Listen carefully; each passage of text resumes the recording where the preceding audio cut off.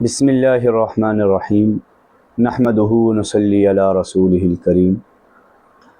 السلام علیکم ورحمۃ اللہ وبرکاتہ۔ ناظرین، آج کی ویڈیو کے اندر ہم ایک حدیث بیان کریں گے،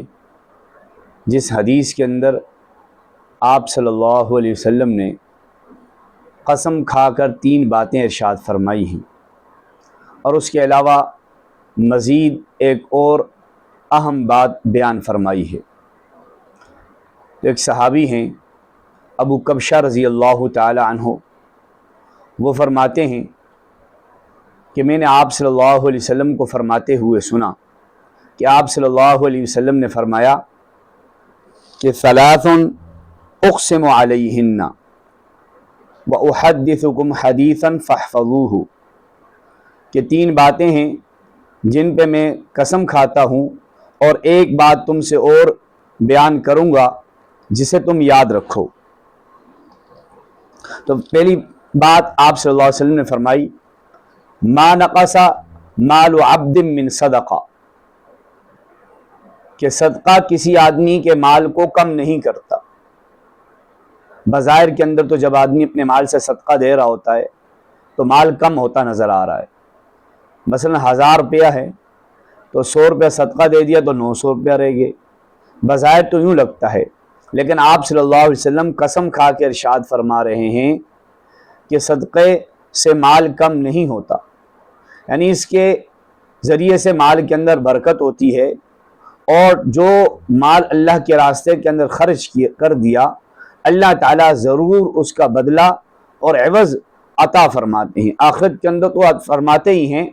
دنیا کے اندر بھی ضرور اللہ تعالیٰ اس کا بدلہ عطا فرما دیتے ہیں۔ تو اس لیے حقیقت کے اعتبار سے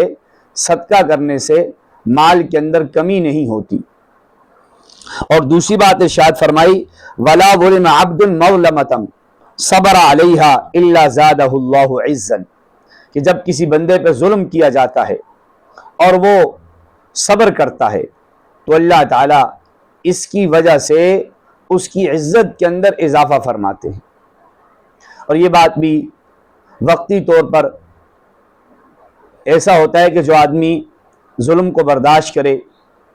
اور جواب تک نہ دے تو ظاہر کے اندر لگتا ہے کہ اس آدمی کی بےعزتی ہوگی، لیکن فرمایا انجام کے اعتبار سے جو ایسا کرے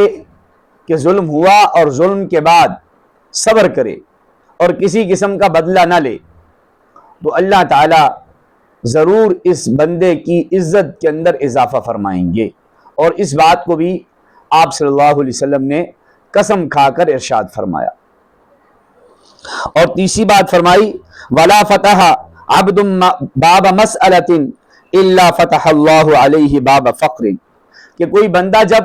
سوال کا دروازہ کھولتا ہے، یعنی لوگوں سے مانگتا ہے، تو اللہ تعالیٰ اس پر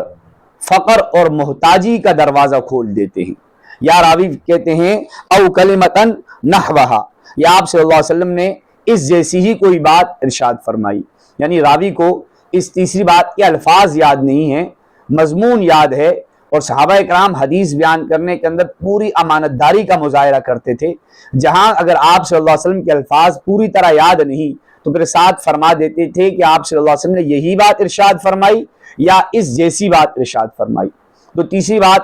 آپ صلی اللہ علیہ وسلم نے ارشاد فرمائی کہ جب بندہ کوئی لوگوں سے مال مانگتا ہے، سوال کرتا ہے، تو بظاہر تو اس کا مال بڑھتا ہوا نظر آ رہا ہے کہ جس سے اس کی ضرورتیں پوری ہوں گی، اس کے کام بنیں گے، لیکن فرمایا ایسا نہیں۔ حقیقت کے اعتبار سے جو بندہ ایسا کرتا ہے تو اللہ تعالیٰ پھر اس پر محتاجی کا دروازہ کھول دیتے ہیں، اور اس آدمی کی کبھی محتاجی ختم نہیں ہوتی۔ اگر آج ایک کام کے لیے بھیک مانگا اور سوال کیا لوگوں سے، اور کل کو دوسری ضرورت پیش آ گئی اور اس کے لیے پھر سوال کرنا پڑے گا، تو اسی طرح یہ بندہ ایسا ہوتا ہے کہ بس یہ محتاجی ہی کے اندر مبتلا ہوتا ہے، کبھی اس کی محتاجی کو اللہ تعالیٰ ختم نہیں ہونے دیتے۔ اس کی وجہ کیا ہوتی ہے کہ بلا وجہ یہ جو لوگوں سے سوال کرتا ہے، اس لیے کہ لوگوں سے مانگنا اور سوال کرنا یہ اللہ تعالیٰ کے یہاں پسندیدہ کام نہیں ہے۔ تو جو آدمی اس کام کے اندر لگتا ہے تو اللہ تعالیٰ دنیا کے اندر نقد سزا اس کو یہ دیتے ہیں کہ اللہ تعالیٰ اس پر محتاجی کو اور فقر و فاقہ کو اور مصائب کو اللہ تعالیٰ مسلط فرما دیتے ہیں۔ اور اس کے بعد آپ صلی اللہ علیہ وسلم نے یہ فرمایا کہ انما الدنیا لاربعۃ نفر، کہ دنیا 4 آدمیوں کے لیے ہے، مطلب دنیا کے اندر 4 قسم کے آدمی ہوتے ہیں۔ اس کے اندر فرمایا ایک آدمی وہ ہے جس کو اللہ تعالیٰ نے مال بھی عطا فرمایا اور علم بھی عطا فرمایا، اور وہ شخص کیا کرتا ہے، اپنا مال خرچ کرنے میں اللہ تعالیٰ سے ڈرتا ہے، اس مال کے ذریعے سے صلہ رحمی کرتا ہے اپنے رشتہ داروں کے ساتھ، اور اس مال میں اللہ تعالیٰ کے حق کو پہچانتا ہے۔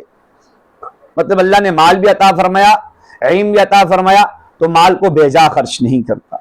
فضول خرچی نہیں کرتا، گناہ کے کاموں کے اندر اپنے مال کو خرچ نہیں کرتا، عیش و عشرت نہیں کرتا، رشتہ داروں کے ساتھ صلہ رحمی کرتا ہے، اور اسی طرح مال کو اللہ کے راستے کے اندر خرچ کرتا ہے۔ اور دوسرا آدمی وہ ہے کہ جس کو اللہ تعالیٰ نے علم عطا فرمایا اور مال عطا نہیں فرمایا، لیکن اس کی دل کے اندر تمنا یہ ہے کہ کاش اگر مجھے بھی مال ملتا تو فلاں بندہ جو اپنے مال کو نیکی کے کاموں کے اندر خرچ کر رہا ہے، کاش اگر میرے پاس بھی مال ہوتا تو میں بھی اس شخص کی طرح اپنے مال کو نیکی کے کاموں کے اندر اللہ کے راستے کے اندر خرچ کرتا۔ تو آپ صلی اللہ علیہ وسلم نے فرمایا فَأَجْرُهُمَا سِوَا، ان دونوں آدمیوں کا اجر برابر ہے، کہ یہ جو دوسرا بندہ جس کو اللہ نے علم عطا فرمایا اور مال عطا نہیں فرمایا، اپنی اس نیت اور تمنا کی وجہ سے پہلے شخص کے ساتھ اجر و ثواب کے اندر برابر ہو گیا۔ اور تیسرا شخص وہ ہے کہ جس کو اللہ تعالیٰ نے مال عطا کیا لیکن علم عطا نہیں کیا، اب وہ اس مال کے خرچ کرنے میں اللہ تعالیٰ سے نہیں ڈرتا، اور مال کو فضول اندھا دھند ناجائز کاموں کے اندر، حرام کاموں کے اندر، اپنی عیش و عشرت کے اندر مال کو اڑاتا ہے، صلہ رحمی نہیں کرتا، رشتہ داروں کا حق مال کے ذریعے سے ادا نہیں کرتا، مال کو اللہ کے راستے کے اندر خرچ نہیں کرتا، تو فرمایا یہ آدمی بدترین ہے۔ اور چوتھے نمبر کا آدمی وہ ہے کہ جس کو اللہ تعالی نے نہ مال عطا کیا نہ علم عطا کیا، نہ اس کے پاس مال ہے نہ علم ہے، لیکن علم نہ ہونے کی وجہ سے وہ اس کی تمنا اور خواہش رکھتا ہے کہ کاش اگر میرے پاس بھی مال ہوتا تو جس طرح فلاں آدمی اپنے مال کے ذریعے سے عیش و عشرت کرتا ہے اور ناجائز کاموں کے اندر اس کو خرچ کر رہا ہے، اور یہ تمنا کر رہا ہے جس طرح وہ آدمی مزے اڑا رہا ہے اپنے مال کے ذریعے سے، میرے پاس مال ہوتا تو میں بھی ایسے ہی کام کرتا، تو دل کے اندر یہ بھی تمنا اور خواہش ایسی رکھتا ہے۔ تو آپ صلی اللہ علیہ وسلم نے فرمایا یہ تیسرا اور چوتھا شخص یہ دونوں گناہ کے اندر برابر ہیں، کہ چوتھا شخص گناہ نہیں کر رہا لیکن گناہ کی تمنا اور امید لگائے بیٹھا ہے، اور اس کا پکا ارادہ کیا ہوا ہے کہ اگر میرے پاس بھی مال ہوتا تو میں بھی مال کو اس طرح ناجائز کاموں میں خرچ کرتا۔ اس لیے اس حدیث سے ہمیں یہ سبق ملا، ایک تو یہ کہ ہمیں اچھی نیت اور ارادہ رکھنا چاہیے،